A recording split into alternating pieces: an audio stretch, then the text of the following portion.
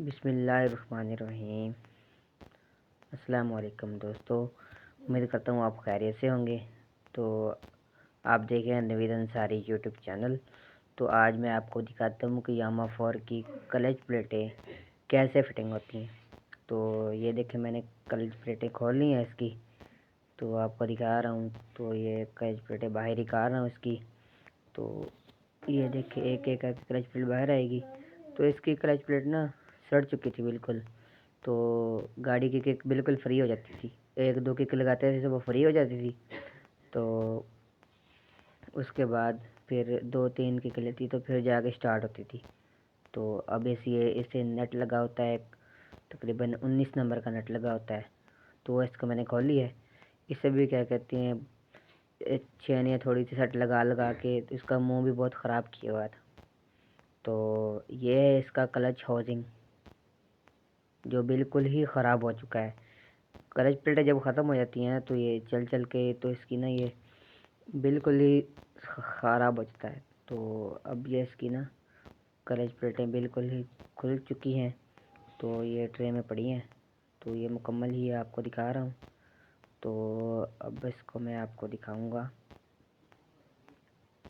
तो ये सामने बहुत ही इतना गारा मचा हुआ है ना गाड़ी में, पता नहीं मोबिल ही नहीं जल्दी चेंज करते इसका। तो अब मैं इसे अच्छी तरह ना धो के आपको दिखाऊंगा। तो ये देखिए, मैंने इसकी क्लच प्लेटें बाहर निकाल ली हैं। तो अब ये आपको दिखाऊंगा। ये तो क्लच प्लेटें बिल्कुल ही जल चुकी हैं।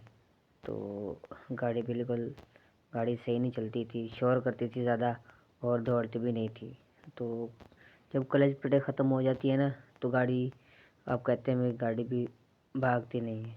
तो इस वजह से क्लच प्लेट सड़ जाए तो गाड़ी नहीं सीधी चलती।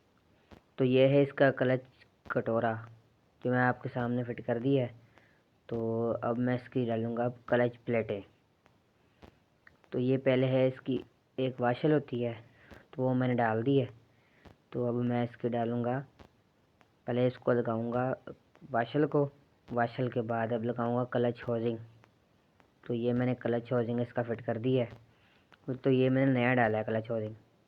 तो ये अब इसका 19 नंबर का नट है, वो इसे मैं टाइट करूँगा, क्योंकि नट को पहले ही बहुत ख़राब इन्होंने कर दिया है। जिसने ही पहले खोला है उसने ना नट को बहुत ही अच्छी तरह ख़राब कर दिया है। तो मैंने भी इसे छेड़ी हथेड़ी से खोला है। तो अब मैं उसी से ही टाइट करूँगा इसको। तो अब ये पहले आ गई क्लच प्लेट। तो इसकी पहले क्लच प्लेट डालेंगे। तो फिर ये आ गई इसकी प्रेशर प्लेट। जो इसकी प्रेशर प्लेट तीन इनको ना क्या कहते हैं,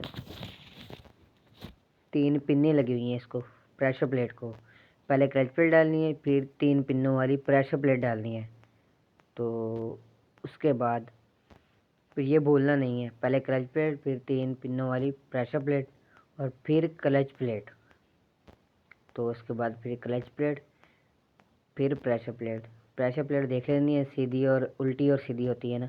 तो इनके ऊपर ना टक लगे हुए होते हैं, सुराख हो गए। तो सुराख के ऊपर सुराख सही तरह लगाने हैं।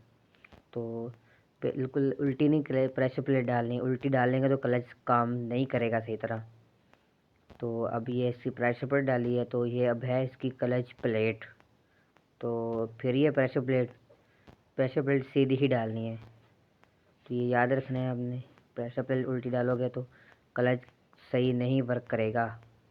तो अब ये आ गई इसकी क्लच प्लेट, और इसके बाद फिर ये आ गई प्रेशर प्लेट, ठीक है ना।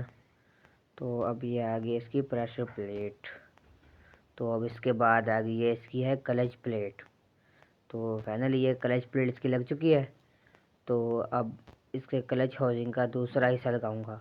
ये बाहर वाली इसकी टिक्की है क्लच हाउसिंग की। तो ये देखें। तो अब इसके बाद इसके लगानी है मैंने इसकी पिन। तो पिन इसकी भूल गया था, मैंने कहा फिर दोबारा लगाता हूँ। तो ये है इसकी डावल। जैसे हम क्लच दबाते हैं तो ये डावल अंदर जाकर तो क्लच और प्रेशर प्लेट को दबाते हैं तो क्लच फ्री हो जाता है। तो ये इसकी डावल है। तो ये बाहर निकल आती है। तो इसके अंदर दो वाशलें होती हैं, पहले वाशल आएगी, फिर बैरिंग आए, फिर वाशल है, ऐसे है। तो अब ये इसके लगाऊंगा स्प्रिंग। तो ये इसके स्प्रिंग होते हैं चार। 4 स्प्रिंग है और 4 ही इसके बोल्ट है। 4 मुँह वाला ऐसे पेचकस भी लग जाता है, तो 8 नंबर की टी भी लग जाती है। तो अब मैं इसे 4 के 4 बोल्ट लगाऊंगा। और आप बोल्ट हमेशा ही बराबर टाइट किया करें। ये ना हो कि एक बोल्ट आपने फुल टाइट कर दिया तो दूसरा क्या कहते हैं उसके बाद दूसरा किया नहीं। सब बोल्टों का ना, जितने भी बोल्ट होते हैं उनको बराबर ही टाइट किया करें। बराबर करेंगे तो इसकी कसाई बराबर आएगी, ना कम ना ज़्यादा, बिल्कुल बराबर ही कसाई आएगी। अब मैं इसको पूरा पूरा टाइट करूँगा। अब इसके बाद दूसरा बोल्ट इसके बराबर से लेके आऊँगा। फिर इसके बाद इसका तीसरा बोल्ट बराबर टाइट करूँगा और इसके बाद फिर चौथा बोल्ट टाइट करूँगा। तो ये आप सामने देख रहे हैं, माशाल्लाह बहुत ही अच्छे और प्यारे तरीके से मैं फिट कर रहा हूँ यामा 4 को। तो पहले मैंने इसकी क्लच प्लेट नहीं डाली थी कभी, तो मैंने पहली बार ही इसे खोला है। तो क्या कहते हैं, मैंने बिल्कुल ही अच्छे तरीके और सही तरीके से फिट किया। काम कोई भी हो आप करोगे तो ही करना आएगा, ऐसे नहीं आएगा। वरना आप डरोगे कि यामा 4 आ गया, इसकी कोई भी मसला है इंजन का, यार हम यामा 4 के काम नहीं करते। क्यों नहीं करते भाई, करो आप कोई काम, कोई भी काम आप करोगे तो करना आएगा ना, ऐसे तो नहीं ना। तो अब इसके लगा रहा हूँ मैं सिलिकॉन लगाऊंगा, क्योंकि पुराना मॉडल है ना, तो ये कहीं लीकेज ना कर जाए, तो दोबारा खोलना ना पड़ जाए, इसके लिए दोबारा मेहनत ना करनी पड़ जाए। तो अब मैं इसको लगा रहा हूँ अच्छी तरह सिलिकॉन। इसको सिलिकॉन लगा कर अच्छी तरह, तो अब मैं इसका लगाऊंगा जैन। आपने ये देख लेना कि जैन कहीं लगा ना हो। अगर थोड़ा सा भी टुकड़ा जैन का नीचे लगा हुआ तो होगा ना, तो आपका ये फेस लीक करेगा। तो इसलिए अब मैं इस फेस को साफ़ कर रहा हूँ अच्छी तरह। तो दूसरी साइड से इसका फेस साफ़ कर रहा हूँ। तो उसके बाद मैं इसको लगाऊंगा सिलिकॉन। इसको भी सिलिकॉन लगा रहा हूँ। तो अच्छी तरह इसको सिलिकॉन लगा कर तो आपके सामने क्लच टापा करूँगा फिट। अब मैं इसका क्लच टापा फिट करूँगा। तो ये देखें, ब्रेक पैडल को नीचे दबा करना, तो आपने इसका क्लच टापा फिट करना है। तो फिट करते हुए आपने क्लच वर्म को उधर से दूसरी साइड से क्लच वर्म को देख लेना है। तो हाथ से क्लच वर्म थोड़ा सा ऊपर करके तो फिर टापा लगाना है आपने। तो मैं इसे क्लच वर्म को हाथ से ऊपर कर रहा हूँ, तो देख रहा हूँ कि क्लच से ही काम कर रहा है को नहीं कर रहा। तो इसका क्लच माशाल्लाह बहुत ही अच्छे और प्यारे तरीके से काम कर रहा था। तो इसके क्लच वर्म में भी ये ऐसे है कि पहले आता है क्लच बैरिंग, इसके अंदर एक छोटा सा बैरिंग है। तो इसके बाद इसके अंदर है सील। तो आपने ना इसको अच्छी तरह क्लच बरों को पहले ही ग्रीस कर लेना है। तो उसके बाद मैंने इसके लगा दिए नट लगा के, तो मैं इसके नट कर रहा हूँ अब टाइट। तो मैं लड़के को बोला कि मेरी तस्वीर थोड़ी सी वीडियो बना लो इसके अंदर, क्योंकि मैं भी आपको नज़र आ जाऊँ। तो माशाल्लाह माशाल्लाह यामे का कोई भी काम हो, अल्हम्दुलिल्लाह, अल्लाह का लाख लाख शुक्र है। अल्लाह का शुक्र अदा करता हूँ कि कोई भी काम हो यामे का माशाल्लाह कर लेता हूँ।